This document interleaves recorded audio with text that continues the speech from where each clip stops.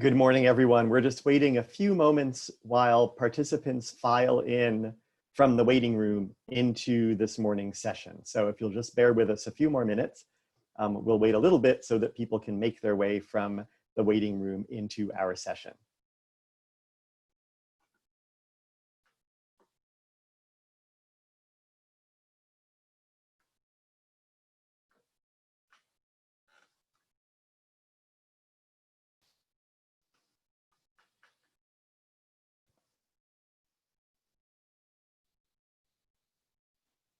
And again, we're just waiting a moment for people to file in from the Zoom waiting room into our webinar. So if you'll just bear with us for another moment or two, we'll get started shortly.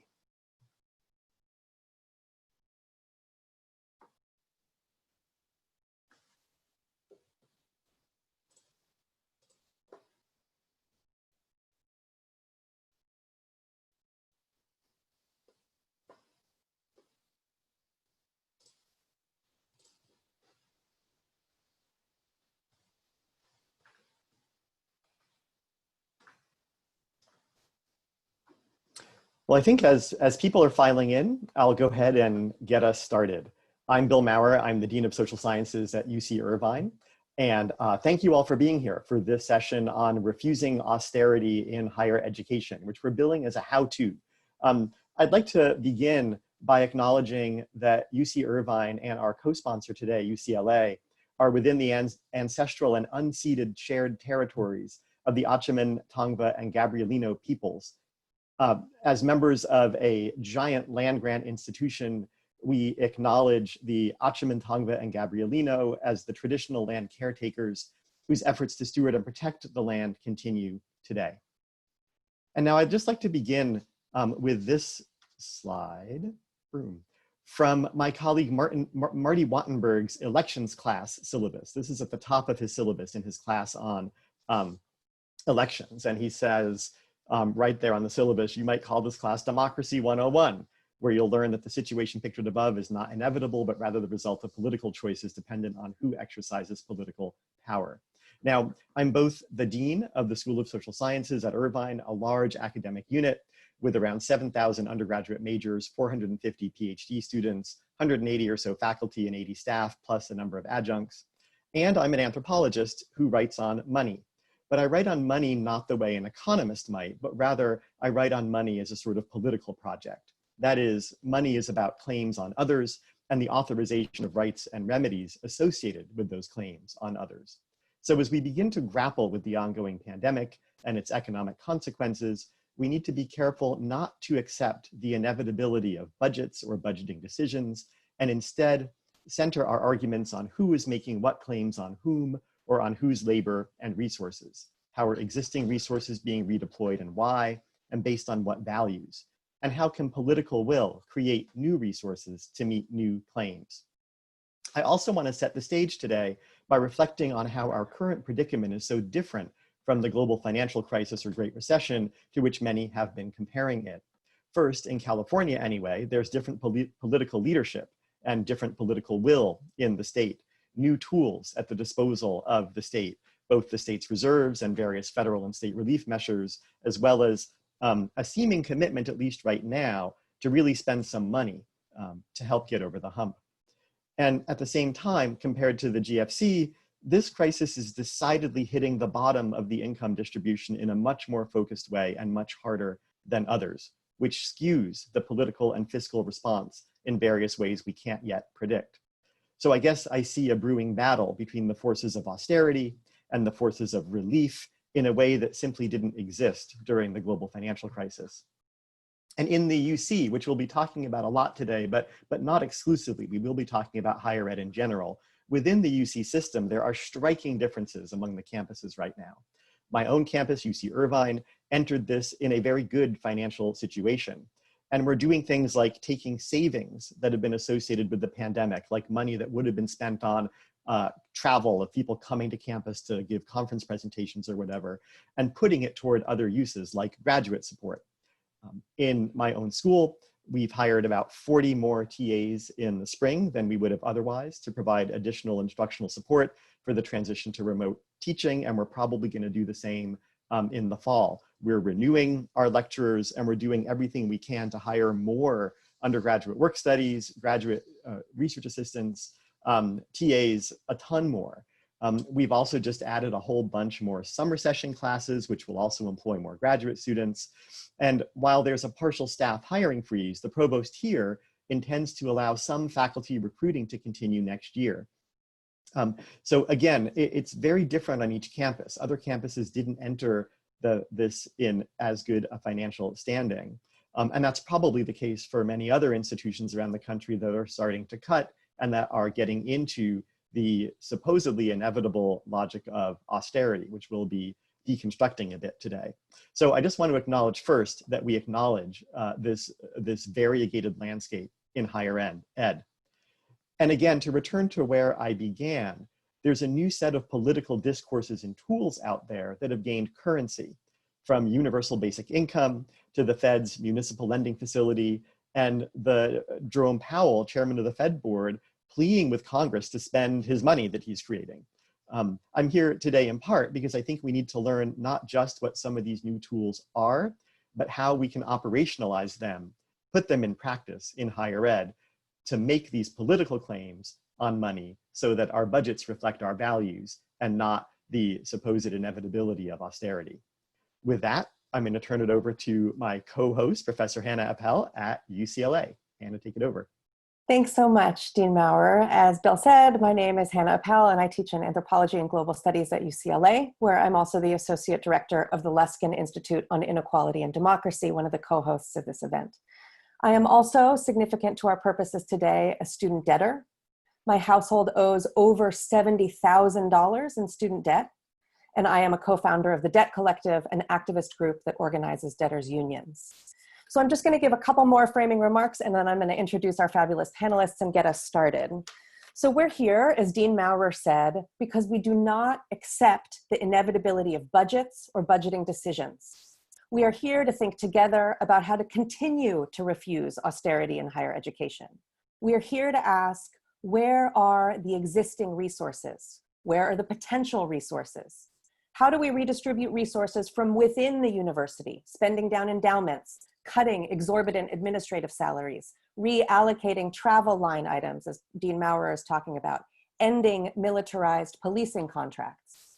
And how do we demand resources from outside the university, state funds, wealth taxes, renegotiating university bond obligations, and the radically expanding possibilities of the federal funding in this moment, as Bill gestured to, basic income, job guarantees, the MLF, right, the Municipal Liquidity Facility. But of course, identifying these resources is only part of our task. The harder part, arguably, is to ask, how can we organize the political will? What tactics and strategies can we use to distribute these resources equitably, reparatively? How can we ensure that all people, but especially the most precarious, the lowest paid, the intersectionally marginalized in higher ed, remain employed, fed, housed, educated, and well, now and into the future? As we enact that future, how do we fight for both free school and freedom school, to paraphrase the Undercommons Collective from UCLA? So we are, of course, already refusing austerity from the UC system to the CUNY system and everywhere in between. We have seen wildcat strikes and rent strikes, student debt strikes and tuition refusal, sickouts and petitions, digital pickets and bold manifestos. At Ohio State, with drastic cuts to African American studies and women's gender and sexuality studies, we've seen a faculty-led, open source alternative budget project go online. Across the country, many of you, groups of workers and students and faculty, have been meeting and organizing online, from the Labor Notes Collective to University Workers United for a Fair Future to the UC-wide COLA Coalition. And we've seen some wins, right? So UCAFT, the union representing librarians and non-Senate faculty working throughout the UC system, organized and won an end to the UC Berkeley hiring freeze for lecturers.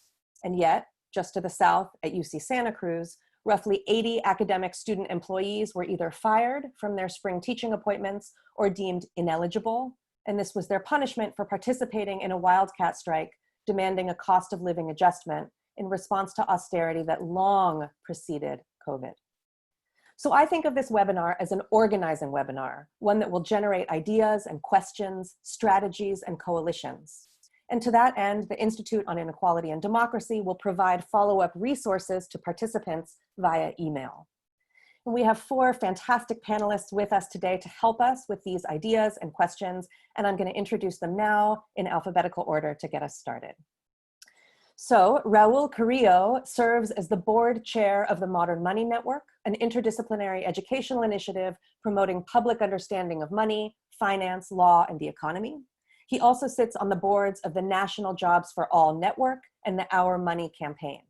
By day, Raúl is policy counsel at the Demand Progress Education Fund and a fellow at the Americans for Financial Reform Education Fund, where he advises on issues related to financial technology. Previously, he was a staff attorney at the New Economy Project and special counsel to the enforcement director at the Consumer Financial Protection Bureau. Alexis Goldstein spent 7 years on Wall Street, working in tech for the equity derivatives trading desks before I met her 10 years ago on the steps of Occupy Wall Street. Alexis now serves as senior policy analyst at Americans for Financial Reform. She is an advisory board member for the Project on Predatory Student Lending at Harvard Law School and a sought-after expert on issues of higher education, financial policy, and markets. She's a regular contributor to Truthout, and her writing has been featured in The Progressive, The New Republic, The Washington Post, and The Nation. She's also co-creator of the Humorless Queers podcast, which blends serious analysis with witty commentary on notoriously somber topics, including mass surveillance and Wall Street malfeasance. Christopher Newfield is Distinguished Professor of English at the University of California, Santa Barbara. His fields are US literature before the Civil War and after World War II, critical university studies, critical theory, quantification studies, and the intellectual and social effects of the humanities. He's written a trilogy of books on the university as an intellectual and social institution. The first, Ivy and Industry, Business in the Making of the American University, 1880 to 1980, came out in 2003. Unmaking the Public University, The 40-Year Assault on the Middle Class from 2008. And The Great Mistake, How We Wrecked Public Universities and How We Can Fix Them from 2016. He blogs on higher education policy at Remaking the University and has written for the Huffington Post, Inside Higher Ed, the Chronicle of Higher Education, the Guardian's Higher Education Network, and the Los Angeles Review of Books. And rounding out our fantastic panelists today is Nick Mitchell, Associate Professor in the Department of Feminist Studies and the Program in Critical Race and Ethnic Studies at UC Santa Cruz. Investigating the social arrangements of knowledge and the work of knowledge in shaping social worlds, Professor Mitchell has published widely, including a recent piece on summer labor in academia and the widely read, collectively authored Abolitionist University Studies, An Invitation. Professor Mitchell is at work on 2 forthcoming monographs. One, A History of University Neoliberalism Through the Lens of Black Studies and Women's Studies. The other, a collection of essays that explore the university's resistance to being theorized. Central to our purposes here, Professor Mitchell has also been a central faculty member in the cost of living adjustment wildcat strike in the UC system. Okay, so with those fabulous panelists, the format will be as follows. We've posed 2 questions to the panelists in advance. Question 1, please name and explain alternatives to austerity in higher education available to us now.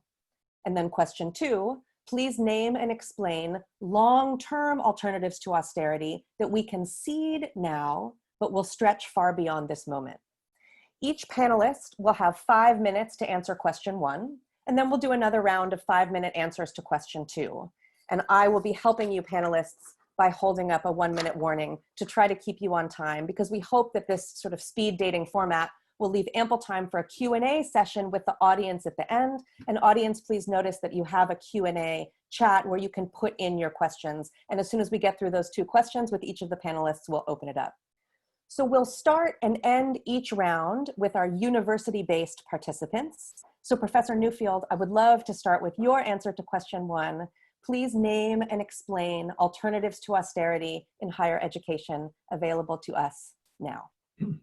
Oh, thanks, Hannah. I'm really glad to be part of this crew and this discussion.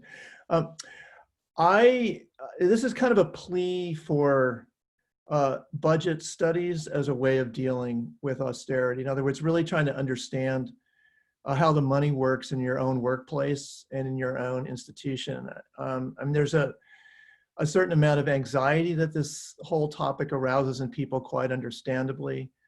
But I really feel like that's the first step, is kind of a psychological shift towards feeling comfortable demanding a much more budget clarity than we actually have, and then starting to work with the numbers, and then thirdly, developing alternative budgets as a result of that.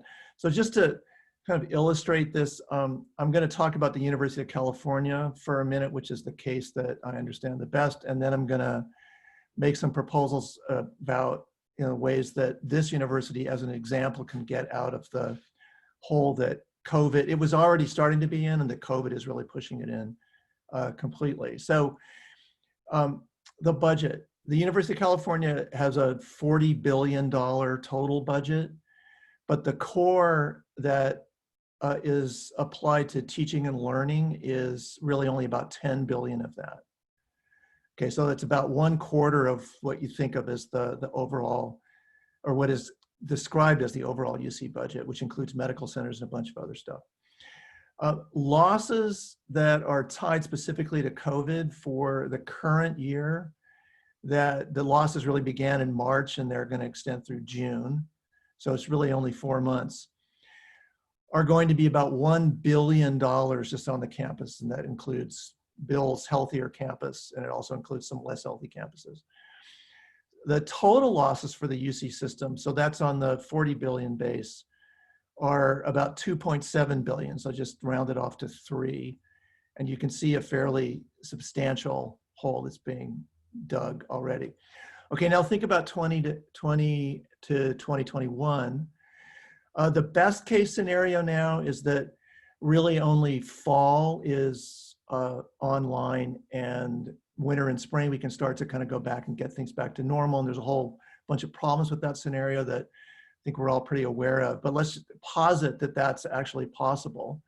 The best case for 2021 is that UC only loses $2 billion. So the best case loss for these two periods of time, the current year and next year, is about a 3 billion loss on the core. If we stay close to the end of 2021, that is, we're mostly online, we lose residential income, we lose a bunch of other revenue streams, overseas students, et cetera. We're looking at more like a $4.8 billion loss for next year. So that is actually 50% of the core revenues for this gigantic public university if we can't figure out how to reopen in 2021 at all.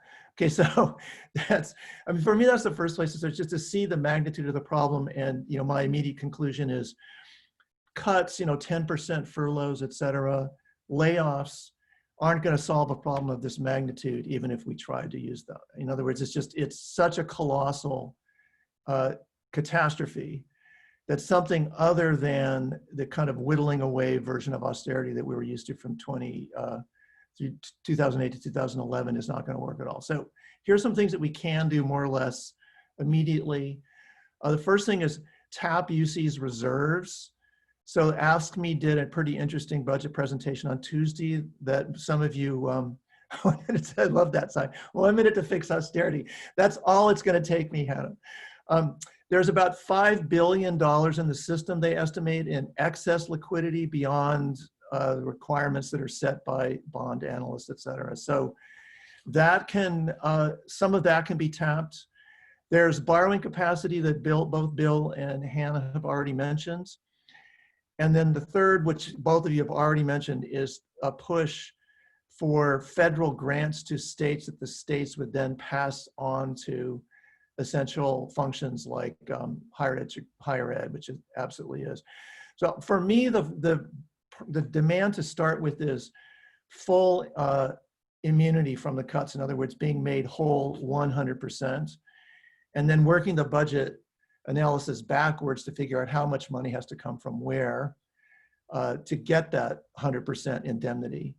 And the good news is that we actually do have borrowing and reserve capacity and grant capacity from the federal government to make that possible. Okay, I have children in the background, so I'm muting on and off. But Alexis, let's go ahead and switch to you for question 1. Please name and explain alternatives to austerity and higher education that are available to us now. Thanks, Hannah, and it's nice to be here with everybody today. So I'm going to mention a few things, but I want to start with a little story because I feel like before I get into like the levers, I just want to talk about what I see as the austerity mindset and how if we don't sort of work to deconstruct and debunk the austerity mindset, it's hard to use some of the tools that are available to us. And the story I want to tell is about the HEROES Act, which is a bill that just passed the House. It had pretty much only Democratic support. And on Tuesday of last week, the HEROES Act included $10,000 in federal student debt cancellation and $10,000 in private student debt cancellation. And then 48 hours later, on Thursday, that bill was changed to narrow that debt cancellation only to people who are defined as economically vulnerable. And those were people who are in default, deferral, forbearance, or eligible for a $0 a month income-driven repayment plan. But if you're paying $25 a month, you're out of luck. If you lost your job after March 12th and became eligible for $0 a month, you're ineligible. And the reason that the House leadership gave for why they made this change was cost. They said, we were surprised by the cost. It was $250 billion. Side note, no one should have been surprised about that cost. We know how much student debt there is. We can do that math. 45 million people times, $20,000 is actually a lot less than the cost that they came up with. But there's this mentality that we have to pick and choose different things. And part of that mentality doesn't exist when we look at things like tax cuts. So when we think back to when the Republicans pushed forward the tax cuts, they said, well, the tax cuts are going to provide such an economic boost that they'll pay for themselves. Student debt cancellation, and I would argue funding higher education broadly and free public college, is also something that would have an economic boost that would make it pay for itself in many ways. But we don't hear that when we consider things like that. We only hear that when we look at tax cuts, right? That's sort of like dynamic scoring where we figure out the future value of whatever we're doing only comes into account when we're taking, basically, when we're giving money to rich people and never when we're giving money to the public. So I feel like that's something we need to attack and dismantle if we have any hope of using some of the tools that we have available now. The one other thing I want to say is, I'm going to be the skunk at the garden party here. So colleges and universities are basically making an argument right now that they can either get funding or there can be debt cancellation for their students and their alumni. That is an argument that the College and University Association, ACE, which 1,700 colleges and universities belong to, including many people in the UC system. And they said, if you do debt, so first of all, give us money. We're colleges. Please give us money. Please, Congress, give us money. If you do debt cancellation, you should narrow it only to the financially distressed, which is exactly what Congress did last week. They did what the colleges and universities asked them to do. If you do debt cancellation, keep it narrow, only give it to people who are distressed. So colleges effectively pitted their aid against the aid for students and alumni, and this is a false choice. We don't have to choose between helping schools and helping students, because doing either of those things, research shows, at least for debt cancellation, and I'm sure I'm not as familiar with research about free public college, but there's very clear research that shows canceling student debt boosts the economy for everyone.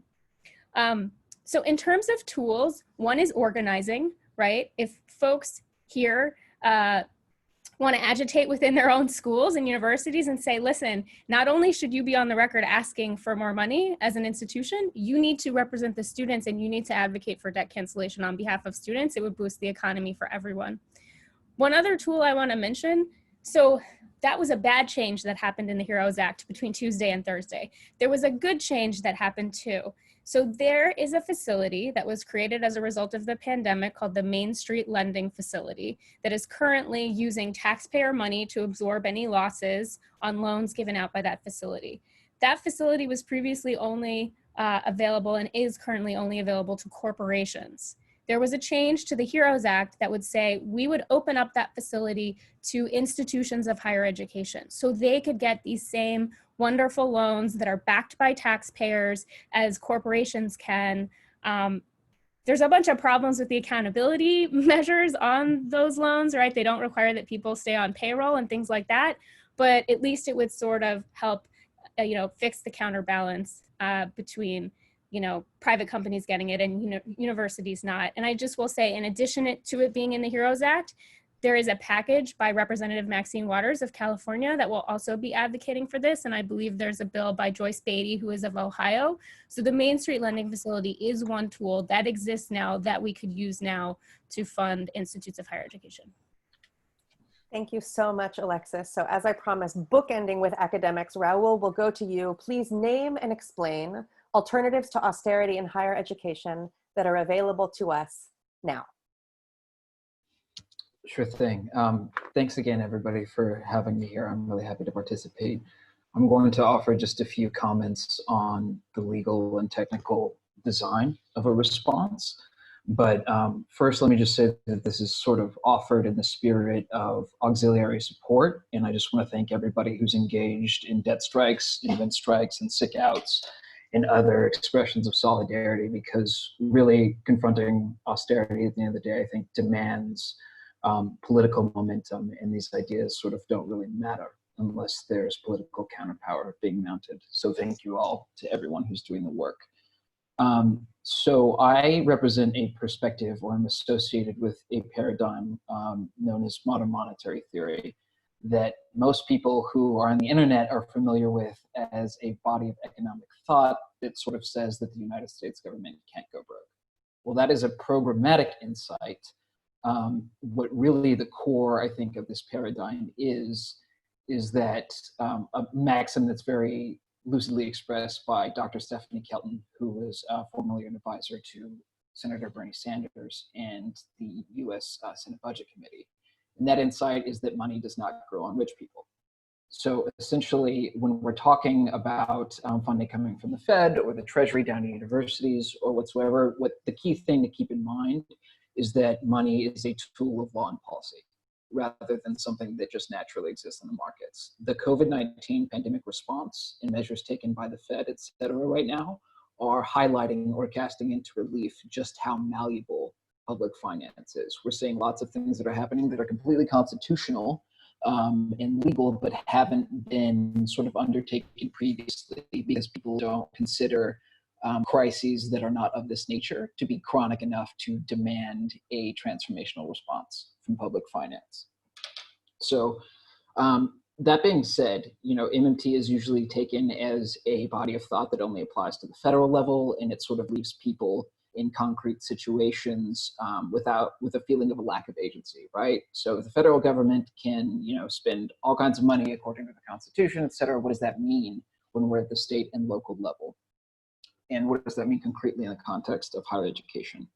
So first I'll say that, if I had my druthers, what would be happening right now is the Treasury would be sending money directly to households, to universities in the form of debit cards, as well as federal bank accounts, but we don't have that system in place. And so what can state universities do? What can public universities do right now on their own? And I want to sort of flag an idea that's been promoted by my group, the Modern Money Network, as something that can be done immediately, even though it sounds a little bit off the wall. So during the Great Depression, a lot of institutions started circulating community or complementary currencies. Now, this is how they do things if, in a roaring, healthy economy, they want more, money from the federal government or more money in general just to operate. But during the Great Depression, some political subdivisions started circulating their own sort of currency to use for payments. Now, I don't have to tell anybody here that universities sort of form their own payment ecosystems within neighborhoods and cities. And that raises complications in the sense that a lot of the effects that universities have on their local economies are bad, as Mr. Mitchell and other folks, or Professor Mitchell and other folks have highlighted, right? There's gentrification, there's settler colonialism kind of at the root of how university microeconomies operate. But at the same time, universities pay a lot of people. So in the same way that the federal government gives us dollars and we use those dollars to pay our taxes, ostensibly, a university could issue notes or a complementary currency. At the Modern Money Network, we like to call them unis to mimic the language of munis for municipal governments. And those can be used to trade and buy certain services, right? Now, this doesn't solve the deeper structural problem of missing money, but so long as these notes are usable to pay rent to a university, if that's your landlord, to pay tuition, to buy other things, then they circulate as a form of currency. And the ultimate way to backstop this currency and create a payment ecosystem that keeps people employed, that keeps people, the sort of, again, the university microeconomy humming, is to have the Fed use its 14.2 authority, which Alexis alluded to, which would entail the Fed buying these sort of notes from the university at the end of the day. And so what this would do is offer some sort of a lifeline and resiliency to, again, these microeconomies in the meantime, until we have the chance to straighten things out at the federal level. And I'm sure I'll engage with a lot of what folks have said, especially Professor Newfield, because I think we share a perspective on just letting the money kind of rip here. But for now, I'll stop. Amazing. Alternative currencies in 5 minutes. Okay, finally, Professor Mitchell, to you. Please name and explain alternatives to austerities in higher education available to us now. Hi, everyone. It's great to be in conversation with all of you. I have so much to think through and respond to in all of your remarks. I think the quick response that I have to think through right now is the alternative is also the means, and I think it's to organize as students, organize with students, and to reorganize the category of the student. I think we at Santa Cruz have a pretty interesting perspective on what this moment means because of, sorry, I'm in Oakland, it's loud, because of the extent to which many of the means of managing the pandemic are also means that were deployed in managing or attempting to avoid the strike. And so we saw so much how Zoom was being used effectively as a strike breaking technology before it was being seen as a pandemic management technology, and thinking about how the convergence of these different kinds of technologies that have been deployed as a means to really interrupt the potential solidarities between different kinds of labor organizations that have been emerging on campus, especially in the most recent moments. So really thinking about like the ways in which the universities, the technologies that are being used to manage this COVID moment are really effectively kind of strike-breaking technologies. Organizing with students as faculty. So in many ways, one of the primary ways that I think that faculty could be useful in the context of this moment is to greater publicize what your students are going through, and to actually make more widely available the narrative of what students are actually experiencing in this moment. I think that in many ways, the very category of the student has been privatized, and it's been because students who are categorized as legal dependents don't have access to the stimulus check, et cetera, et cetera. So thinking about what that actually means to understand both the practical activities of your student and more largely what it means to be a student in this moment. And I think that can help us to do stuff like reorganize the category of the student. Historically speaking, I think that we don't quite have a much more complicated narrative of how we can account for the historical formation of different understandings of the student. So students effectively in universities today become means of transfer between financial institutions and universities, or in the cases of graduate students, they become means by which the university pays itself. So universities pay graduate student a wage, and graduate students pay for university housing, or universities give to graduate students a tuition waiver, and that tuition waiver just gets paid through the university. So thinking about different ways of rethinking the category of the student so that it actually opens up new modes of organizing, new ways of imagining, and new modes of fighting precarity. I think one of the most important ways of framing that is actually to think about revitalizing the idea of a wages for students movement. And using this as a moment for actually highlighting the fact that in moments of crisis, the very category of the student becomes a reveals the ways in which it's become a means of producing various kinds of precarity and also reducing the kinds of claims that people have on sociality and social entitlement. So how can we actually revise the category of the students so that it can enliven and be infused with different ways of imagining solidarity? That's the big question that I want to think through. Thanks. Wonderful. Thank you so much for our speed dating round one. And there's some really great questions popping up in the Q&A. What we're going to do is go through one more round with question 2 and then let the panelists answer questions. We think that will kind of maximize time to have more of a dialogue with these questions. So thank you for your questions. Please feel free to keep them coming. When this round ends, we'll open up to those questions. So again, the question for round 2, starting again with you, Professor Newfield. Now, please name and explain long-term alternatives to austerity that we can seed now, but that will and should stretch far beyond this moment. I think there's 3 things, or at least is how I think of it myself, as in a sequence.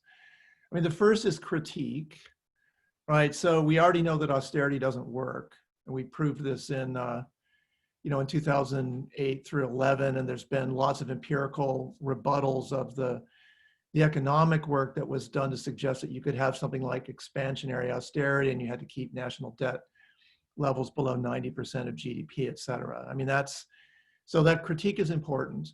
And the other thing to point out is something that I and others have already mentioned, which is that we're looking at a new depression, and austerity as a wealth transfer mechanism upward that tweaks, and trims and cuts over time social systems that people need and that are actually constituted and created by society, isn't going to deal with the order of magnitude of the problem that we have in the first place.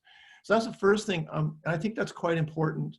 The second, though, I think of as a kind of deep psychosocial work, social psychological work. And I mean, to cut people, you have to make their work invisible to, the bystander of society, to, allow student debt to pile up in the way that it has.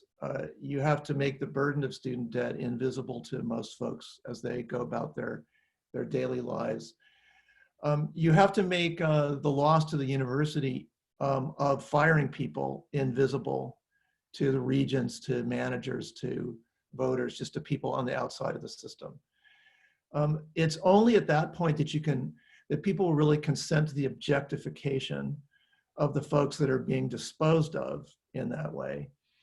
And then at that point, you can enact the kind of the social violence that furloughs and firings and just this idea that you can just kind of throw people back into the general pond and let them fend for their. You just accidentally muted yourself after the general pond. Yeah, but I intentionally unmuted myself again, so hopefully it'll stay that way. So I think part of this, how do we get as a group, and this includes employees, it includes students, and I think this overlaps a lot with what Nick was just saying. How do we learn to refuse to consent to our own objectification? And this is an urgent issue at every level that I work with in the university, because it's happening at the top as well, where it's kind of slouching towards austerity is happening as people fatalistically organize their psychic lives in relation to being cut and diminished, and just thinking that that's okay, and we have to that's the way we're going to get through this. It's completely wrong. If you look at it from above, it's completely wrong. Our systems will not survive with the scale of cuts that people are going to start talking about in the next couple of months. So the psychic reordering has to happen now so that we can resist, and we're resilient, and we're defiant, and we're militant. That's absolutely essential. And then in a state of defiance and militance, psychologically speaking and collectively speaking, There's the third thing, which is the policy. So here, I'm just going to rattle off some names and stop. Firing freeze, full employment. There should be just an absolute freeze on firing, not on hiring. The second is something that I've started to call free college plus, which is debt abolition, free tuition, debt-free college as the goal for that, coupled with a reinvestment in students at a level of $20,000 per student per year as a way of keeping the poor colleges that poor students go to in the game of, you know, creation and mobility and the other stuff that college is about that they can't do now because they're poor, even before COVID. Third thing, Green New Deal. I'll just use that as a title because everybody kind of knows what that involves. Massive works progress project, full employment, getting people to work to rebuild the infrastructure in the ways that we all understand we're going to have to do in the next 10 years anyway. And then finally, something like a arts project administration. Paula Krebs, the executive director of the Modern Languages Association, wrote a nice piece on the CNN website about reinventing the New Deal for today in a way that puts cultural producers back to work, including our students that are graduating out of humanities and social sciences programs into oblivion without the kind of collectively funded public support that they deserve. So once we get our minds in order as a group and as a society, I think that all of this stuff is possible and progress and redevelopment will happen. Wonderful, thanks so much. So Alexis, now to you, question 2. Please name and explain long-term alternatives to austerity that we can seed now, but stretch far beyond this moment. Thank you, Hannah. So I would say that we have to break the power of finance and Wall Street if we are to have any hope of fighting austerity. And one of the ways that we can do that is we need mechanisms for accountability that do not exist currently.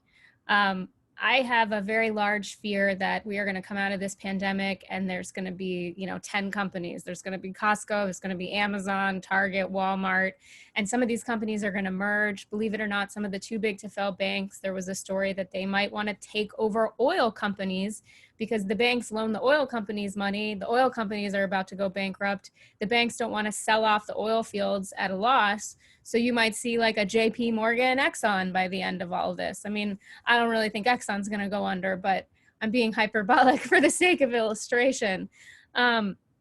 So the United States has just straight up failed to do any kind of accountability for our rescue program. If you look at our neighbors farther north, Canada has an emergency lending program that they called LEAF, the Large Employer Emergency Financing Program.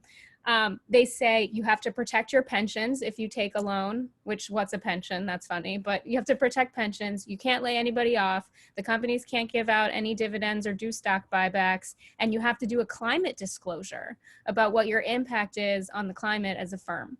We have none of that here, right? The only industry that had any conditions was airlines. So I feel like why is that, right? It's because capital is too powerful in the United States. Finance is too powerful. How do we break that power up? One way that you can do that is, so there's so much money sloshing around the system and none of it is going to public goods. None of it's going to education. Capital is chasing things like private equity funds that are used as a sort of way to oppress labor, right? They take over companies, they fire people, they strip the company for parts. There is a proposal by an academic, two academics, Saleh Omarova and Robert Hackett, they're both at Cornell Law School, for sort of a revitalization of something we did after the Great Depression. So after the Great Depression, they sort of rejuiced up this Hoover era program called the Reconstruction Finance Corporation. And they used it to invest in everything, big things, small things, hair salons, giant companies, anything you can imagine. And if you added up all of the money that the Reconstruction Finance Corporation had at its disposal, it was bigger than Wall Street. We have nothing like that now. All of the funding mechanisms now, it's basically Congress appropriates money and the private sector decides what they want to invest in. The proposal that these two academics came up with is called the National Investment Authority.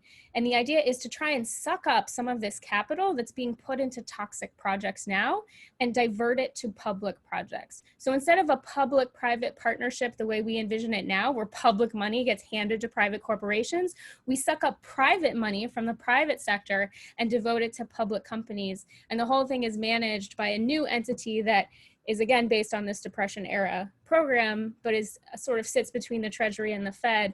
And it could be used to fund things like the Green New Deal, because it would have a time horizon of investment that is longer than any greedy investor would ever accept, right? Investors want their money tomorrow. At the latest, they want it at the end of the year. They're certainly never going to invest in a project that is only going to be profitable after they're dead.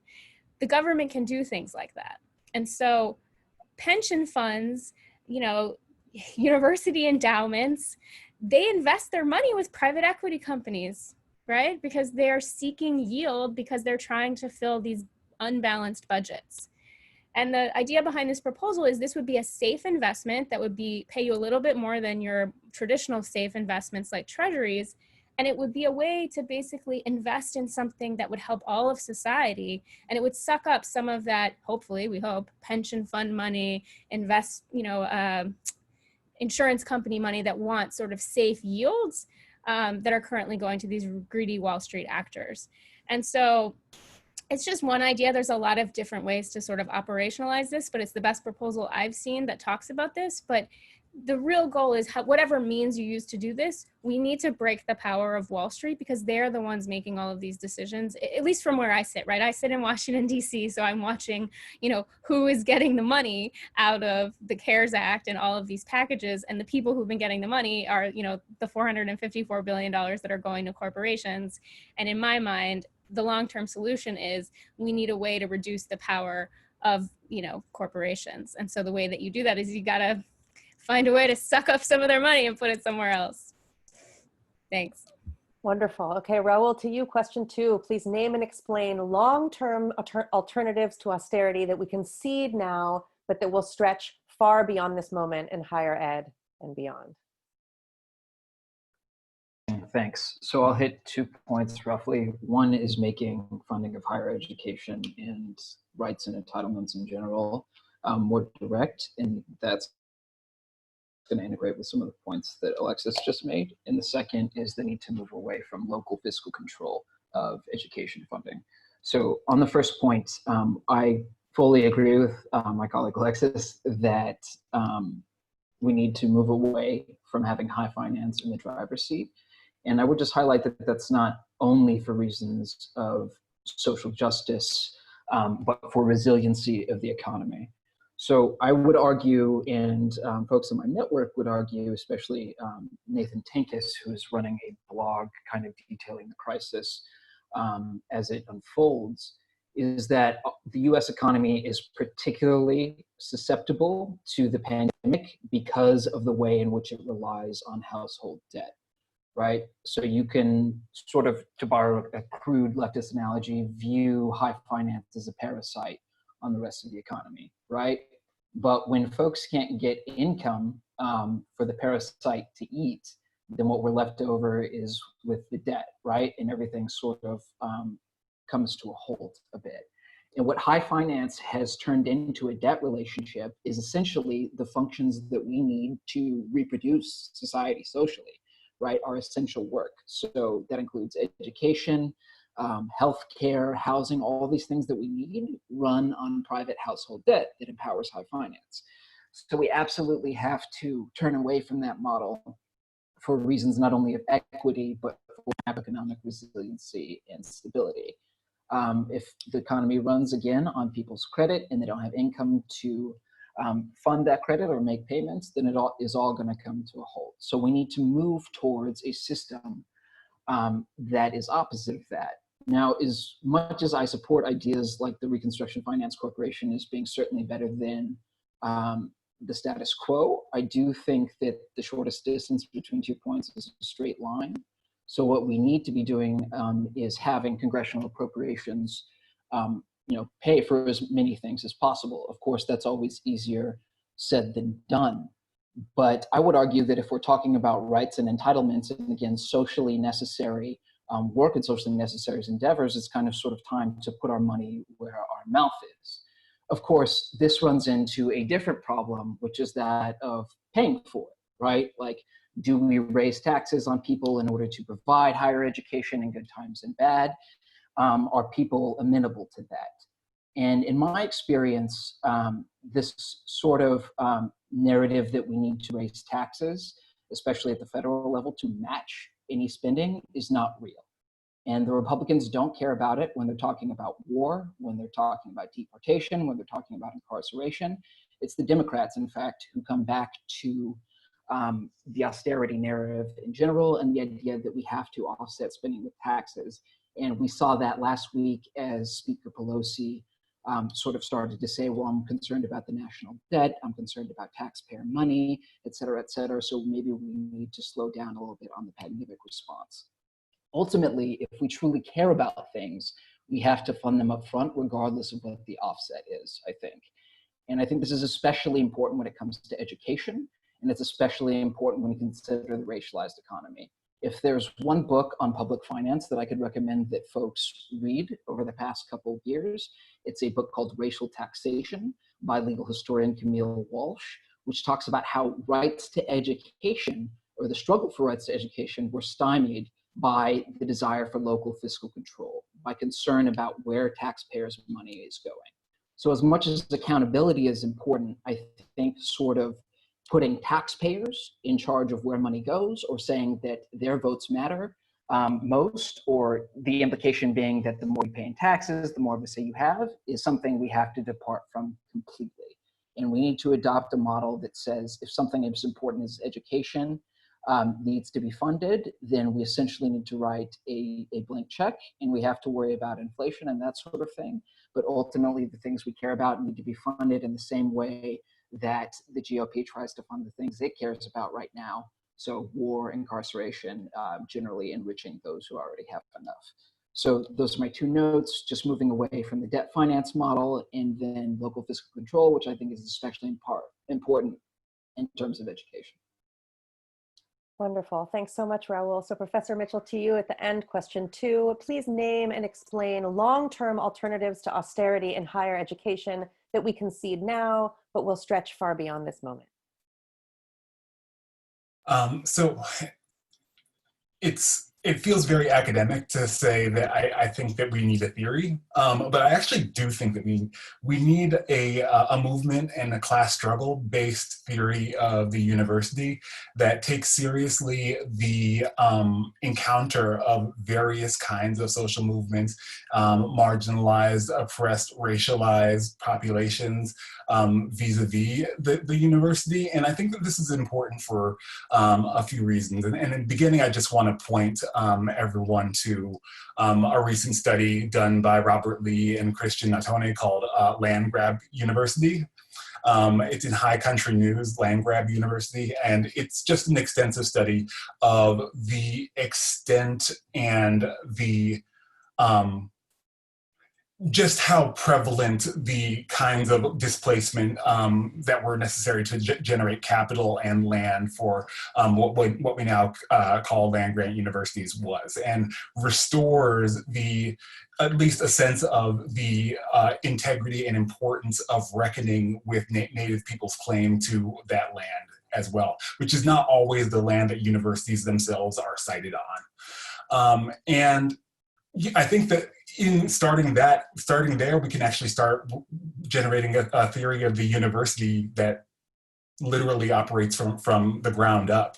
And in doing so, it helps us to rethink about the contours of a struggle, of what a university struggle is.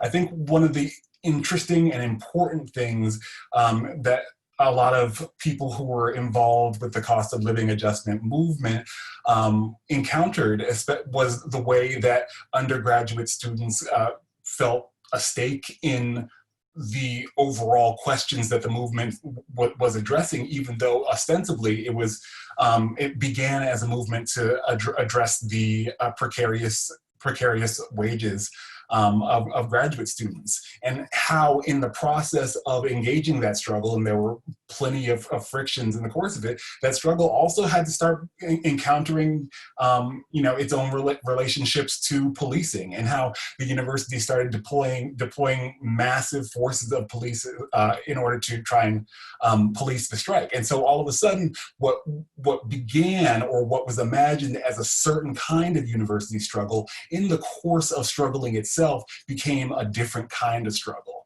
and revealed itself a different kind of university that only appears when struggle is engaged on certain terms.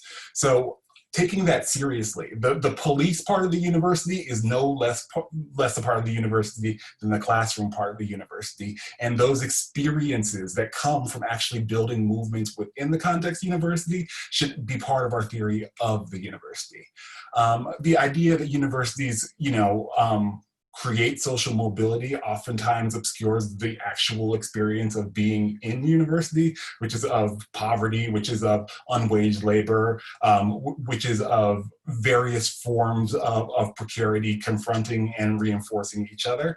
So if we actually think of a long-term goal as beginning to generate a theory of the university worthy of the kind of encounter and movements that we want to be able to build in the university, and takes the historicity of those movements seriously, I think that it's actually a good project for thinking about integrated forms of movement building. And I often reiterate that if you count students as workers, there's literally no bigger employer in the country than the University of California, except for Walmart. So if you actually start encountering the university on those terms, and understanding, if we think about it in that way, we also understand that the university is a mass producer of low wage and unwaged labor, except it calls those unwaged laborers students. We actually end up having a lot of different bases for thinking about where struggles can emerge from. Thank you so much, Professor Mitchell and everybody. And I'm now going to turn to a wonderful list of questions. And I want to apologize in advance. We have many attendees at this webinar, in the hundreds, I think. And so we're not going to be able to answer all of these questions, or even sift through them appropriately to pick which ones to answer. But thank you, and please keep them coming. And both Dean Maurer and I will try our best. So I think what we'd like to do maybe is pose a couple questions at a time, and then panelists who feel so moved, hopefully Dean Maurer, including you, I think you have a set of expertise that's complementary here and interesting set of experiences, can speak back to. So first, a couple that are related and quite specific, which is questions about endowments. Can we talk about endowments? Why not just pull funds from endowments? How can we stop paying fees to hedge funds to manage them? How can we break the "we can't touch the endowment" mindset? And related to that, somebody asked a question specifically to something Professor Newfield said, which was about, I think, the liquidation of the Blue and Gold Fund. So is that an endowment? Is UC already doing this in some ways, but also the kind of broader endowment questions? Maybe let's start there.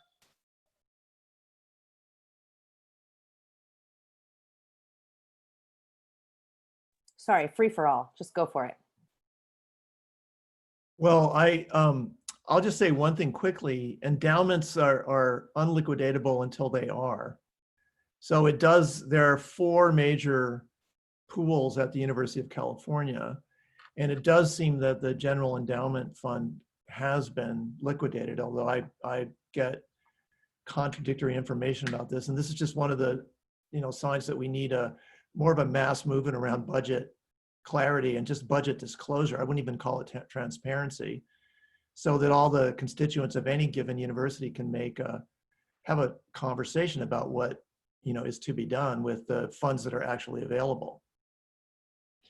So it is touchable and it is movable. It's just it's a political struggle. It's not there are some technical limitations, but generally speaking, and the Ask Me talk that I mentioned before on Tuesday laid this out pretty well. There's much more liquidity than is usually admitted, and this is the time to tap into it. How do we get the hedge funds out of there, Alexis? I mean, I think my knee-jerk answer is organizing. And I think a lot of that is already happening. I mean, I think we're seeing it in the divestment movement, right? There's a lot of amazing student organizing trying to get universities to divest from fossil fuels from their endowments. And I'm less familiar if there's broader organizing specifically around why are we investing with hedge funds or private equity funds that are sort of attacking labor at every turn. But I can't imagine there's organizing I'm just not aware of, but more of it I think would be my main answer to that. I think also regulation is another answer, but that's obviously a more difficult thing given that we are going in the opposite direction for that, right? Like we're seeing a shock doctrine happening right now. Corporate entities and capital is using the pandemic as an excuse to do a smash and grab power play in every instance. So you could also get the hedge funds out of endowments if we regulated them, but I think the moment for that right now is not very ripe.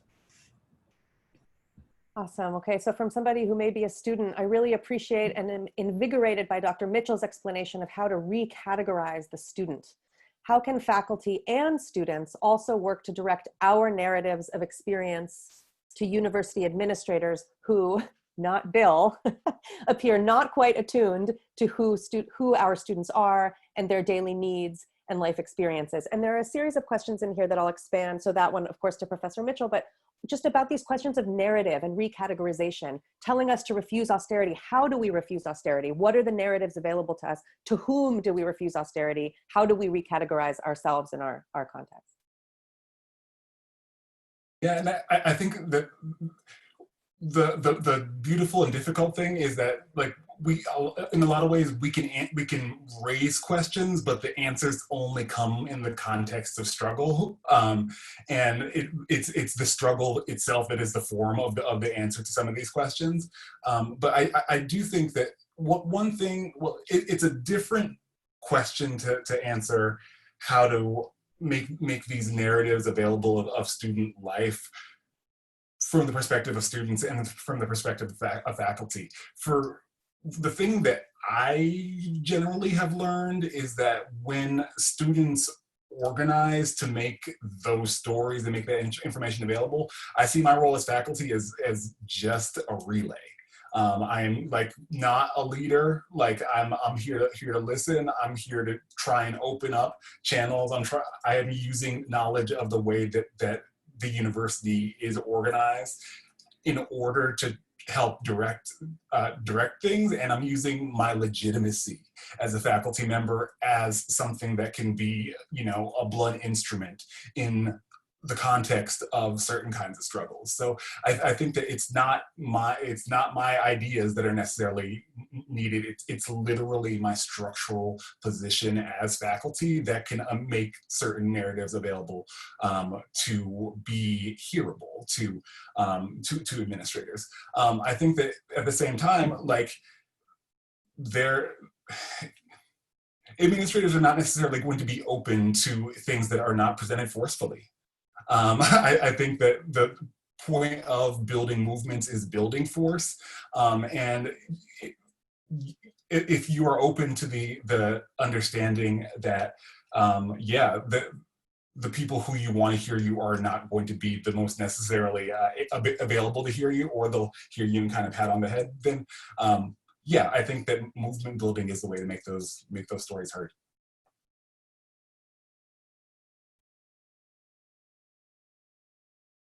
Other responsive to narrative questions on austerity?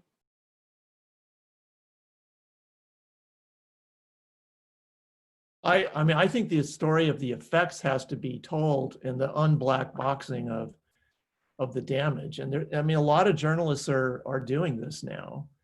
You know, tales of illness and recovery, tales of death, tales of deprivation, you know, lines at food banks, general disarray and confusion. So, I mean, I'm, you know, I really like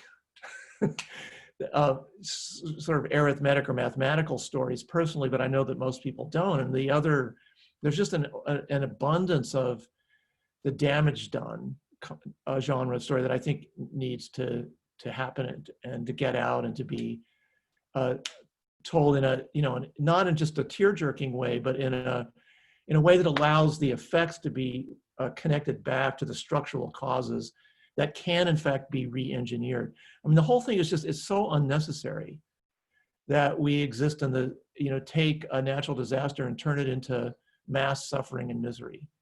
And so there are also, stories of agency and redesign, I think, are just as important, and the kind of conversations we're having now are part of that process.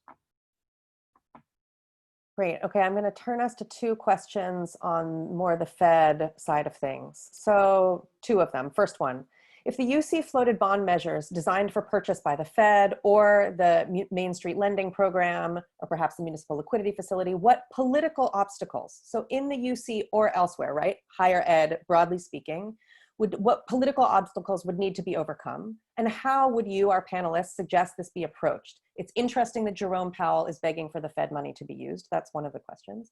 And the second question is on unis. I wanted to call them munis, but I didn't. I stopped myself. Is on unis in particular. And let me find that one. Question on the idea of a university currency.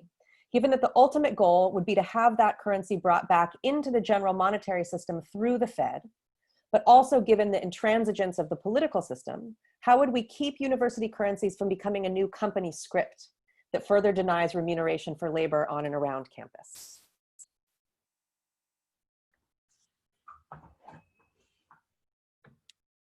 So I can go ahead and answer that last question, perhaps in doing so speak a little bit to the first question. So, as I mentioned at the beginning, I don't think there's any detaching support for universities or the development, certainly, of university currencies from the broader actions that a university takes, which Professor Mitchell and other folks have sort of highlighted in their work as well as on this webinar today. And so what I would say, first of all, there are some legal protections available. Company script is not as easy to get away with as it was, back in the day. Hopefully, assuming the court holds up. But in any case, I think the bigger issue here is that complementary currencies create a site for political education and struggle as well. In no way is this a technical fix to something in a way that obviates politics, right? So the idea with the complementary currency is that it serves, first of all, as a source of political education about the way that money can work, but more importantly, it opens up space for participatory decision-making, right? Of course, it doesn't eliminate power structures within the university, but when you have a conversation about a university issuing its own currency, as opposed to paying dollars, currency that will be used to pay the university back at a later date, you get to have another conversation about what sort of jobs the university should be supporting. For instance, I would start with the most vulnerable essential workers is paid in the university currency to the extent that other currency is not available. But you can also start paying people for care work, for instance, for childcare at universities, for that sort of thing. And you can create new space to have another conversation about what it is that the university values based on where it puts its new money, right? So I see this as working ideally in concert with movements for solidarity, et cetera, and in conjunction with actions that are already underway. So it really creates another space for political struggle. And of course, certainly universities could use the currency in extractive ways, but I think it also opens up an opportunity to discuss some of these questions in the context of praxis, some of the questions that Professor Mitchell and other folks have highlighted.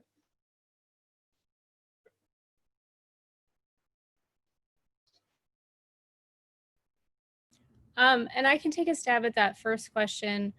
The problem is there's an alphabet soup issue of all of these different facilities, so I'm not entirely sure which facility was being referred to, but the Fed is doing a lot of different things. So the Main Street lending program, the Fed has taken billions of dollars that taxpayers have provided, and those billions of dollars are used as a loss absorbing mechanism. And then the Fed is basically saying, we're going to be this backstop with this money we got from Treasury. And then the banks make the loans to private companies. Then there's a different facility called the TAO where the Fed is actually buying assets. So I'm guessing the question was perhaps more about that because it was about universities issuing bonds. But there's no real reason you would have to use one approach or the other. But I think universities are going to want the most beneficial conditions to them. They're not going to want many constraints, just the way that corporations have insisted on minimal constraints. And my fear is whatever, Fed facility is opened up to universities, the impulse seems to be to have no conditions, right? No requirement to keep workers on payroll, no requirement that you don't give big bonuses to whoever, university administrators, coaches, I don't know, or pay them these very ridiculously high salaries that they get paid. And I think the impetus would be on, organizing within the university to make sure that if universities are taking these dollars, that there are some conditions put on that. And unfortunately, the Fed and the US Congress, quite frankly, has been incredible, totally unhelpful in creating any of those conditions. So I think the problem, having universities issue bonds that the Fed then buys could be a solution to the problem of budgets. But if there aren't meaningful conditions on those bonds to ensure that everyone stays on payroll as just a baseline, it could be another mechanism to sort of, punch everybody in the face, for it to say it in a very untechnical way. And I don't know the best way to organize around that. I would kick that back to the rest of the panel, or even to those of you on this webinar. How do you demand those conditions?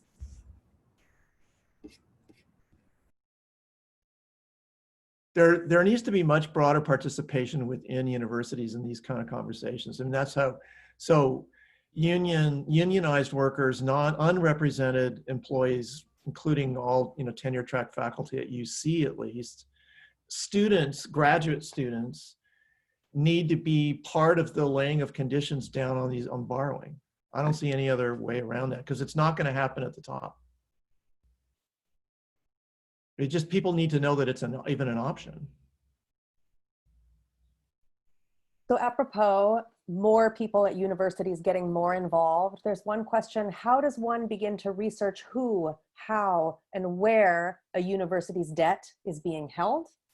And even more broadly, how does one begin to research who, how, and where budget decisions are taking place, how we can have more say in them? And people are rightly critiquing the question of the we in the chat, right? So the multiple and conflicting and intersectional we's, right, that we're all variously a part of.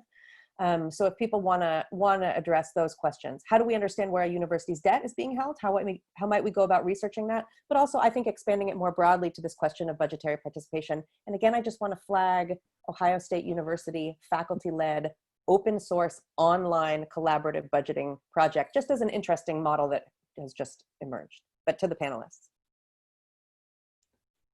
Just give a technical answer for the first part of the question.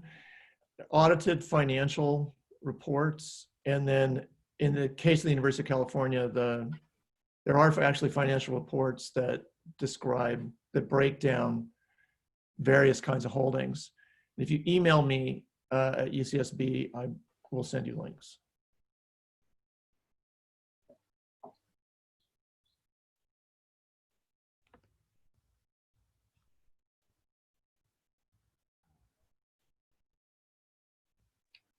I'll just jump in here. There have been a couple of questions about how does one bring together the political will to do some of the things that we're talking about. And we've talked about movement politics.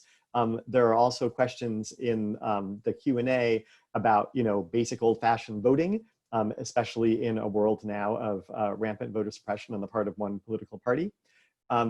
And then an interesting question that was here but then sort of disappeared, I don't know what happened to it, but I'm going to try to reconstruct it, which was, given that this is a political discussion, how can we shift the terms so that some of the ideas we're talking about sound like conservative ideas?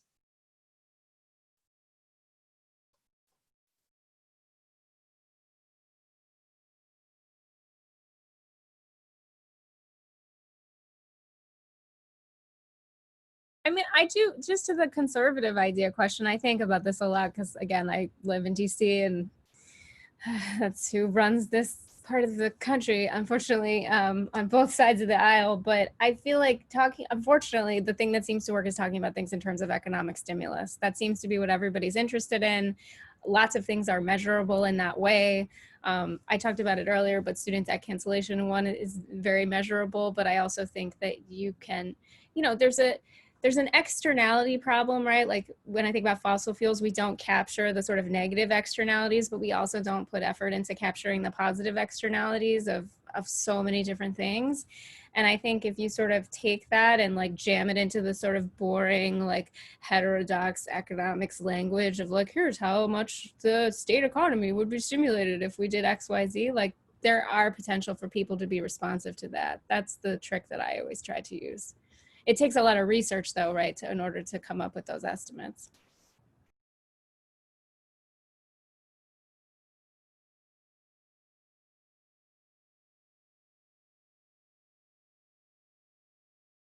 If there are no more, I was going to answer no, my go own. ahead. I was going to answer my own question. The questions that I just posed myself, which goes back to something that Chris opened with at the very beginning, which is that if we haven't started already to learn budgets, we all have to start to learn budgets, right? And it's always so interesting to me to see what happens when we do start kind of democratizing access to budgets and the budgeting process, and how you get all kinds of new ideas, but also you see things that, you know, once appeared like this is just the way it has to be. And then you can ask the question, well, no, it doesn't have to be this way at all. How can we change this? How can we, you know, open things up and build a different kind of budget that better reflects our values and the kinds of changes that we want to see in the world. And just because there have been some questions also posted on how will we share things out later, we'll share things out later on the School of Social Sciences at UCI website and the Luskin Center website, including some of the articles and resources that have been mentioned. I think we're probably going to also want to put together a list of the alphabet soup that Alexis referenced so that people can know what these things are and learn more about them as we continue these sorts of discussions on our campuses. And Bill, just a follow-up question to you. How, if people do want to start learning about budgets, literally, how do they do it? Where do they click? Where do they go? Dean Maurer. First, go and read Chris Newfield. That's what I do. If you're a faculty member, there are all kinds of ways to be involved in the University of California anyway, in the Academic Senate, which is our faculty governing body, to begin to become more informed about some of these processes. Some of our campuses are better than others in terms of making things public and holding forums. I'm definitely going to look at this Ohio University open source budgeting example myself later. If it's a tool that we can use even locally within my school, that might be very interesting for people to see. And start with Chris's blog. May I jump in? There's something I forgot to mention earlier that I think is relevant to the budget discussion. I just want to flag part of CARES gave money to institutions of higher education. It wasn't as much as they wanted, but there was a requirement that 50% of every dollar that institutions got went directly to students. And I never really believe on face value that that will happen without people monitoring it and making sure that 50% of the money actually went directly to students. So that's not really a budget thing per se, but I just want to flag it because people might want to ask that question at their own institutions. How much money did you get from CARES? And show me how 50% of it went directly to students. Wonderful. So there's another suite of questions oh, I'm so sorry. Please go ahead. Real quick, I would just add one complimentary note to what Bill and Alexis said. In encouraging people to sort of understand or try to gain a better sense of how budgets work, I'd encourage people to focus on federal as well as state and university budgets. What inevitably happens in the context of state budgetary politics is you wind up punching down or across when you're talking about a very small amount of funding, right? And I don't have to tell anybody here that historically higher education has been a chopping block within state budgets, in part because it's not constitutionally protected in the way that primary education is in most places. And it's not earmarked and funded with taxes in the way that primary education is. So it kind of is always, as long as it's trapped just on the state level, is this sort of target for cuts. So really, when we're talking about understanding public finance in general and the way that higher education is funding, we need to include the whole currency system in the federal government and talk about things like matching funding and direct allies, as well as just trying to jack up state taxes or otherwise within a very marginal space, try to give more money to higher education. Thanks for that. So 2 points of wonderful clarification that are coming in the Q&A. One, I said Ohio State University for the open budget process, and Dean Maurer helpfully corrected me, as did somebody in the chat. It's actually Ohio University. And when we send out the resources, we will send links to that project as well. And somebody's also saying that the AAUP, which is the American Association of University Professors, actually runs a university budget training course every summer that some people have found helpful. So those are nice points of information. There are a couple, there are kind of some trying to bring together multiple questions. There are a couple questions on here about the difference between what's going on now and 2008, 2009 in terms of what's available to us in higher education. And related to that, I think, is a question about the sort of increasingly mainstream ideas of modern monetary theory. Right? That might actually be one answer in terms of what's different, but there was a different question about MMT. Yeah, I recall in the beginning of 2019, Powell, the Fed chair, dismissed MMT as something that was outrightly, oh, this keeps shifting, is something that was outrightly wrong. And I'm wondering if you all see any signs of change in perspectives on money. So the larger frame is, how is the moment we're in right now different from 2008, 2009, which everybody keeps analogizing it to within our systems and beyond? And then perhaps a kind of subsidiary, you know, we have MMT in the mainstream now in a way that we didn't before. I would love to take a stab at that first one, if I may. So I was working on Wall Street in 2008. And every bank thought they were going to be nationalized. We were all afraid that the government was going to nationalize the banks, which is hilarious because there was only one person in Washington who proposed that, and her name was Sheila Bair, and she was a Republican FDIC chair. And the Obama sort of economics, Tim Geithner and Larry Summers, were like, absolutely not. We're not going to nationalize Citigroup. So I fear a repeat of that, right? There's some discussion about the government getting shares in some of these investments they're making, but they're non-voting shares, so you can't do anything with them. And I think the other difference that I would flag is, like 2008 was like, we were rescuing the banks. Now we're rescuing literally every private company. Like all of capitalism is too big to fail, and all of the workers are totally expendable. And I think what the Fed learned and what Congress learned from 2008 is do everything in the most complicated way you can possibly do it, and don't have Congress give money directly, make the Fed give the money so everyone is confused and doesn't know what's happening and can't hold them accountable. And I think that's what they did in 2008, and they're doing it again now. And that sort of goes back to that budget, why you need to be involved in the budget of your own school. And like, if you have the energy for it, why it would be good to look into the alphabet soup of what the Fed programs are doing, because they're basically robbing us blind in like broad daylight, but they're just putting it in 10 different facilities that are complicated and take some time to understand. And unfortunately, if we are going to fight it, we need to at least understand it. So both at like your micro level and your macro level. But I think the other thing I just want to flag that I forgot to mention earlier is, after the devastation of the last crisis, which, like, you know, Black and brown communities were disproportionately targeted with subprime loans, like people who own their homes outright, like bankers went in and were like, here, we're doing a reverse mortgage and let me give you some equity from your home. Like, then those communities were targeted again by for-profit colleges. And at least so far, there's been some efforts by the Democrats to keep for-profit colleges out of some of the money going to schools, but they were not excluded from the CARES money. And so again, we're going to see this sort of infighting between public institutions and private institutions that are all scrapping over the same amounts of money. And unfortunately, like, the powers that be are very interested. I don't know if people saw it, but Third Way was tweeting this week about a $4,000 refundable tax credit to allow you to do career education training, which is just a giveaway to for-profit colleges. And so all of these same bad ideas, unfortunately, are coming back all over again from 2008, but like worse. Another lesson, just sort of on the ground from 2008, and where there is, again, a similarity potentially, is that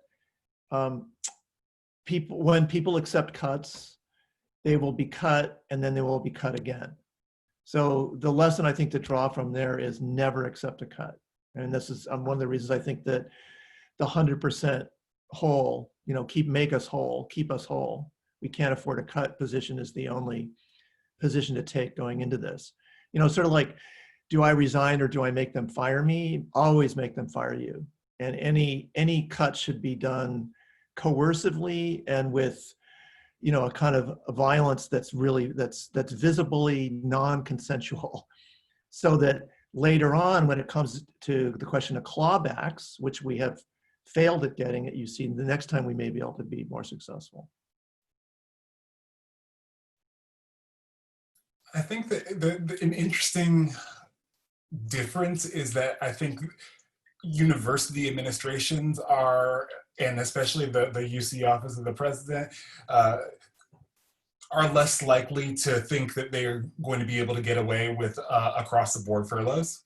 And I think that because understanding the ways in which that actually got tenure stream faculty involved in movements who were not politicized and would not have been politicized in another moment, they're probably not going to make that same mistake again. I think also at this moment, in terms of academic instructional labor, the kinds of normalized precarity that came out of that moment have been further normalized. And so I think for a lot of people in graduate school right now, I was in graduate school in 2008, but like I think for a lot of people in graduate school right now, the idea that they're going to get a tenure track job once the economy recovers is just not, it is like a fantasy. And I think that also, especially when placed side by side with the point about the unlikeliness that they're going to target tenure stream professors for furloughs, makes it really incumbent to think about what we mean when we're talking about shared governance of the university.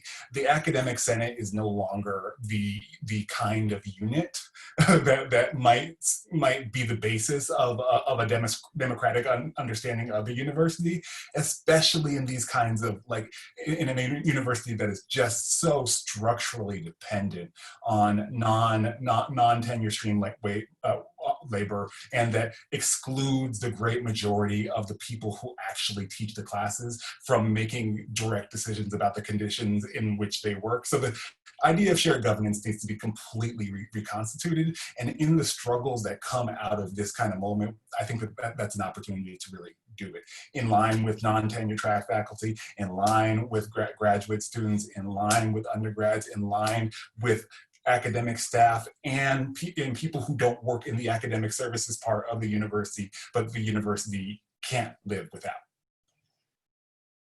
A fabulous answer. We have so many remaining great questions and just 2 minutes to the technical end of the webinar. So what I'm going to do is I'm going to, what's that called? So I'm going to splatter paint just some questions, and if people want to jump in on final words, either in response to some of those questions, but also just to give people still listening a sense of some of the questions that remain. So, and then final words from our panelists. So a question about university as landlord. Could anybody speak to university housing, both in a financial budget context and as a site of organizing and reconceptualization? I teach at UCSD, and our campus's COVID response seems very much driven by a desire to get students back in dorms paying rent, whether or not their classes are in person. We're also trying to understand more about the financing of dorm construction on campus and the role of this in current budget conversations. So that's relevant to the bond conversation that we had earlier, right? That's one. Also an organizing question. Mention was made earlier of Zoom as a strike-breaking tool.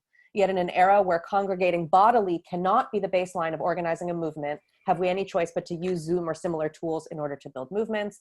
And then finally, there's a suite, not finally, but the final ones that I'll send out there is there's a suite of questions around, the UC is a behemoth, right? As people have said over and over again, we're one of the largest employers in the state, if not the country, right? And California itself has this huge economy. We actually, the UC have a lot of power. There are other smaller public institutions. What about collaboration between public and private institutions, or institutions that are so much smaller in this moment? Can we talk both about potentials for collaboration, but also some of those differences? And I feel like there was one, well, okay, I'm just gonna stop there.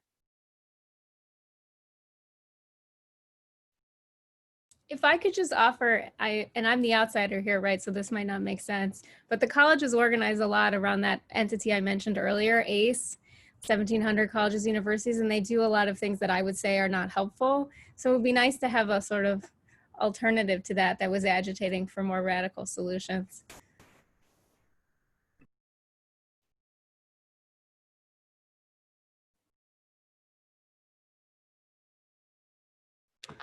Just a limited question of housing. Universities have increased housing charges and returns. They turned doubles into triples because the public funding side was never restored adequately, and they can't raise tuition in the way that they used to. So it's become an important revenue stream. And yeah, they are trying to reopen them because that's one of their alternative revenue streams to public funding.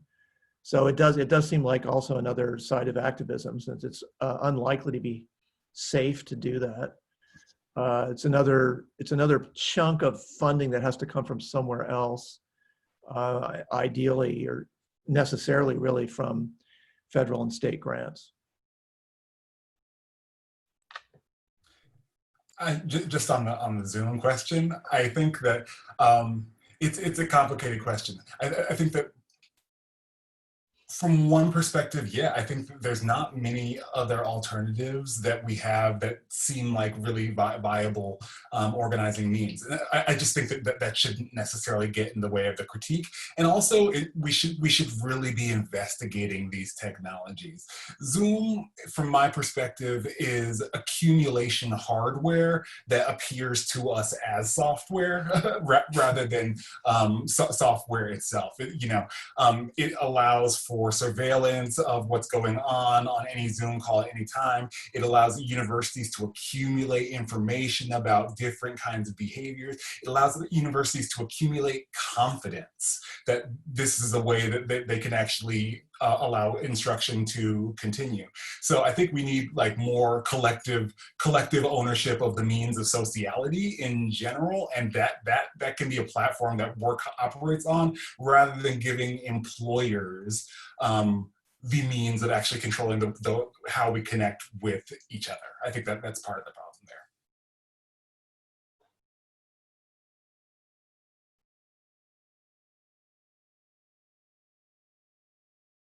Dean Maurer, maybe I'll just turn it over to you to see us out, but I will just turn one question into my own last word. There was a question about the term essential worker. We've seen the term essential worker enter the global lexicon overnight. How can we use this to our advantage as we make demands within our institutions, and even more broadly, as we make demand about what is essential and not expendable, right? Because essential worker has some very serious race, class, gender slippages, about the essential nature of reparative public goods in general and reparative public education more broadly. Dean Maurer. Well, thank you. I first just want to acknowledge everyone for being here and sharing your perspectives and insights. I've learned a ton.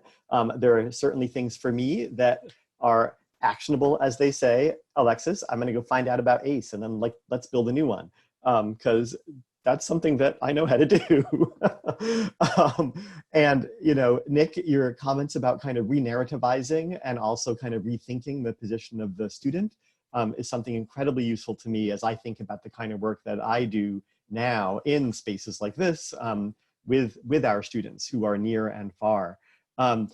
This clearly is not the end of this conversation. This is the beginning of a series of conversations that I think we're all going to need to be having in the UC system, but wherever you are, because I know there are people who are attending the webinar from other smaller campuses around the country without the same kind of heft that we have in the UC to really try to move things if we decide to do so. I'll end where I began, which is that, to me, the political challenge is the one that seems like the insurmountable one, not the economic challenge, because the economic is, for me, only a species of the political. Again, mindful of the time, I want to acknowledge my staff who have been here helping us organize this webinar, Allison Marks, Andrew Pfeifroth, and Hannah Kang, whom I actually officially dismissed as of 4 minutes ago. So y'all should go home because it's a holiday weekend. And in the School of Social Sciences, we're doing traffic mitigation. So everyone gets to end work early. I suppose it's internet traffic mitigation. But Hannah, do you have a last word? I should also just thank you, Hannah, for co-organizing this, for having the idea to do this, for assembling this fantastic group of people, and for managing there in your home on Child Island.